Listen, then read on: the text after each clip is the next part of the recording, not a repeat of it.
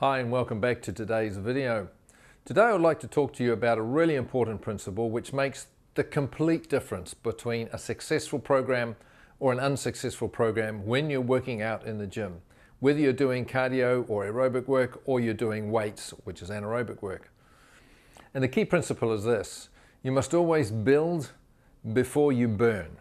I'll say that again, you should always build before you burn. And what I mean by that is this.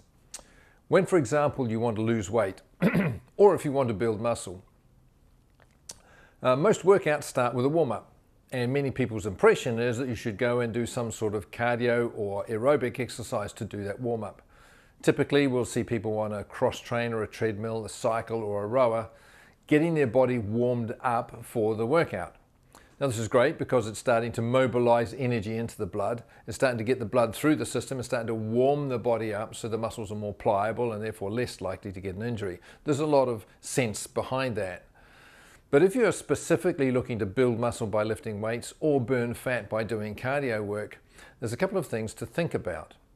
Normally, when you're not doing aerobic work, by default, during the normal working day, you're working anaerobically. In other words, you're burning sugars or glycogen, which is coming from sugars or carbohydrates. That's your default energy system and what you're burning most of the time.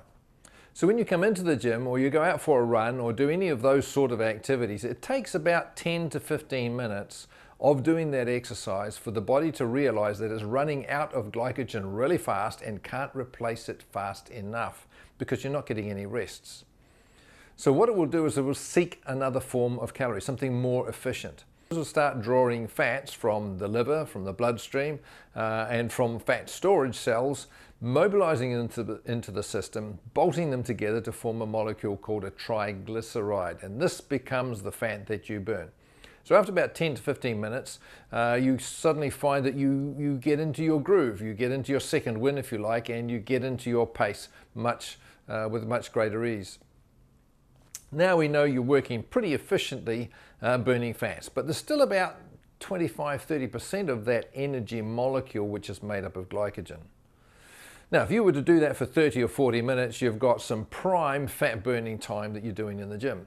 And when you finish that workout, the beauty of this is it doesn't just switch off and by default go straight back to burning carbohydrates again or working anaerobically. There's about a 30 to 40 minute glide path, which we call the big fat bonus, where you're burning fat for about the next half an hour to 40 minutes. So that works by itself great. Now, if you're going to go into the gym and do that, the difficulty we strike is as soon as you get off the treadmill or cross trainer or rower and go and do your weights workout, you're now switching into a high demand anaerobic activity. There's no room for fat burning in that exercise because of the intensity of the work that you're about to do, which is why after doing a set you run out of energy. You have to pause and wait for 30, 40, maybe 60 seconds before completing the next set. So now you're working pure anaerobic. What you've done though is you've switched off that fat burning bonus. Let's consider what happens after doing that. By doing 30 to 40 minutes of aerobic or cardio work before you do your weights, remember you've also burnt some glycogen off as well. So now you're going into your weights workout a little bit fatigued, a little bit lower in energy, a little bit lower in carbs, and therefore you're not going to be able to lift quite the same. You'll run out of carbohydrates sooner, and by doing that the body could actually start burning protein for fuel, which will break down out of the muscle. It will also start burning ketones, which will break down from fats further, but it's not set up for that if you haven't been doing ketogenic type of training before. So what we end up with, a net result is you'll end up with less muscle or a poorer result if you're trying to build muscle. That's going to mean you won't be quite so metabolic, so next time you come to do your cardiovascular or your aerobic work, even if it's going for a run, your metabolism won't be as fast or as high as it was previously. So you'll actually burn less calories per minute by doing it the wrong way around. So some people will say, well, maybe I just shouldn't do weights. No, because as we age, you're going to lose muscle. So we do definitely need to lift weights to get that muscle back. What's the solution? Back to our principle. Build before you burn. So here's what happens if you turn this around.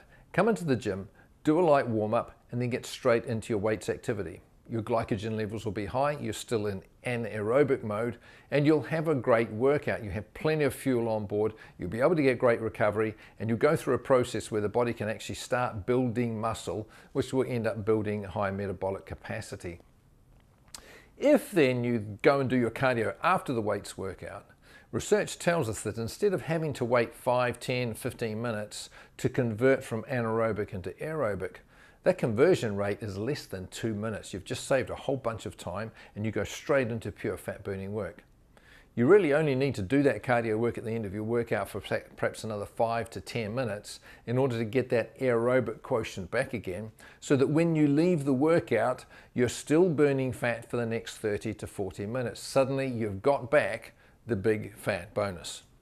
Net result is you'll have greater metabolic capacity, more muscle, you'll be building strength, and also when you're doing any sort of cardio or aerobic work after that, you'll be burning more calories per minute than you were before.